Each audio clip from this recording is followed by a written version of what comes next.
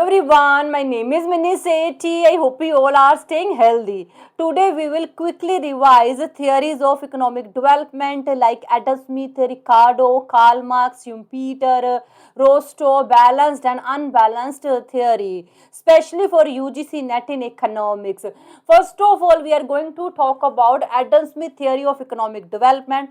Adam Smith gave his theory in his famous book named An Inquiry into Nature and Causes of Wealth of Nations 1776. Core idea wealth comes from specialization. Key point division of labor. That means we should break our work into small part which make workers faster. He also recommended uses of machinery. Invisible hand. That means people work for their self interest but unintentionally give benefit to whole society. Invisible hand means people work for their self interest but unintentionally give benefit to whole society. For example, software engineer create particular application for his own promotion, but his application becomes super hit and provide benefit to whole society. It will be called invisible hand, where people work for their self interest but unintentionally provide benefit to whole society. Laissez-faire policy, no intervention of government. Capital accumulation. According to this theory, saving create investment. As investment increase, output increase, employment increase, income increase, eventually our economy grow. Ricardo theory of economic development. Ricardo presented his idea about growth, distribution, and stationary state in his famous book named On the Principles of Political Economy and Taxation in 1817. Core idea, our growth is limited due to limited land. Capitalists earn profit and invest their profit. As a result, provide employment. As they provide employment, income increase. When income increase, population also increase. Due to increase in population, food demand increase, which force us to use less productive land, less fertile land, which obviously make food expensive. As a result, wages increase because we have to provide wages equal to subsistence level so that people can buy their food. Wages increase, rent increase, eventually profit of capitalist fall, drop to zero. When profit fall, investment stop. It will be called stationary state where all growth ends. Karl Marx theory of economic development. Karl Marx gave his theory of economic development in his famous book named Das Kapital in 1867. Main idea, capitalism is unstable, that's why capitalism will eventually fail. What is surplus value? Surplus value is difference between what workers produce and what they are paid. For example, workers produce equal to 150 but they are just paid equal to 100. Difference will be called 50. That means 50 is surplus value which is earned by capitalist.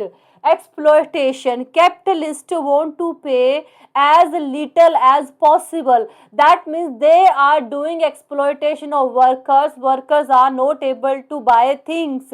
But workers will not tolerate this kind of exploitation for long time period. As a result, class struggle will start. That means workers will revolt against capitalist. As a result, capitalist and a new society will born. It will be called socialism. That's why Karl Marx say capitalism is unstable and will eventually fail. Schumpeter theory of economic development. Schumpeter gave his theory in his book named The Theory of Economic Development in 1911. Main idea, development is just about innovation. Starting point where economy is boring, repeating same boring routine, but some bold entrepreneur break this boring routine by bringing something completely new, which is called innovation. According to this theory, there are mainly 5 types of innovation: introducing new product, introducing new method of production, entering in new market, bringing new source of raw material, or organizing your business at new way. According to this theory, only innovation pushes economy forward, higher level of economic development. Rostow theory of economic development. Rostow gave 5 stages of economic growth in his book named A Non-Communist Manifesto in 1960. Rostow talks about 5 stages. First, traditional society, agriculture based, rigid social structure, low science, low technology. Second, preconditional for takeoff. Here, modern science, transport, and bank started. The takeoff stage, this is short, sharp period of rapid industrialization and high investment. Drive to maturity stage, here diversification start, technology spread to all sector and standard of living increase. Age of high mass consumption, economy shift towards consumer goods, shift towards luxury goods. Ragnar-Nurkse balanced growth theory.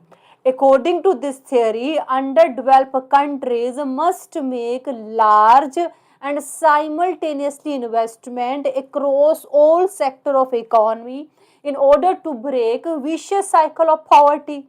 According to this theory, underdeveloped countries must make large and simultaneously investment across all sector of economy in order to break a vicious cycle of poverty. Demand side vicious cycle of poverty. Low income leads to low demand leads to low market size, low market size leads to low investment leads to low productivity leads to low income, and this cycle will continuous run. Supply side vicious cycle of poverty. Low income leads to low saving leads to low investment create capital deficiency, low productivity, low income. This cycle will continue run. In order to break this cycle, Ragnar-Nurkse suggests government intervention are must and balance between agriculture and manufacturing sector and expand market size. Big push theory of economic development. Big push theory also a balanced growth theory given by Paul Rosenstein-Rodan in 1943. According to this theory, small and slow investment will not work for poor countries. They need massive coordinated injection of investment across many industries but all at once. This theory talks about 3 types of indivisibilities. Indivisibility in supply. Certain things we cannot create in pieces. For example, power, railways, dams, we cannot create in pieces. They need huge investment. Indivisibilities of demand. If you open one shoe factory, obviously it will not work. But if you open so many factories together like shoe, bread and cloth, workers of factories will earn money. With this money, they will buy each other a product. As a result, income will increase in economy. Indivisibility in saving. In poor countries, people don't save money, they spend their own money. That's why we need to force them for saving. When saving increase, investment increase. When investment increase, output increase, employment increase, income increase. Eventually our economy grow. Now we are going to talk about unbalanced growth theory. Unbalanced growth theory given by Albert Hirschman in his book named The Strategy of Economic Development in 1958. Other economists like Hans Singer, Paul Street and Marcus Fleming also support the idea of unbalanced growth. According to balanced growth theory, we need large, huge, simultaneously investment in all sector of economy. But according to unbalanced growth theory, huge investment is not possible for poor countries. Obviously, they have lack of resources. That's why we need to invest in leading sector. Investment in leading sector eventually increase investment in other sector. This theory talks about 2 categories of investment, SOC, or you can say that social overhead capital. That means investment in roads, power, irrigation, transport, communication. Next is DPA, or you can say the direct productive activities. It include manufacturing, agriculture, commercial enterprise, etc.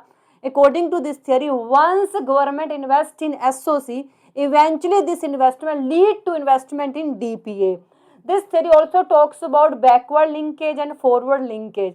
Backward linkage means investment in final product create demand for raw material and suppliers. Forward linkage means investment in raw material, create new industries which need this raw material for making final goods. So this is all about today's video. I think you got it, and thank you so much for watching this video. Bye, take care.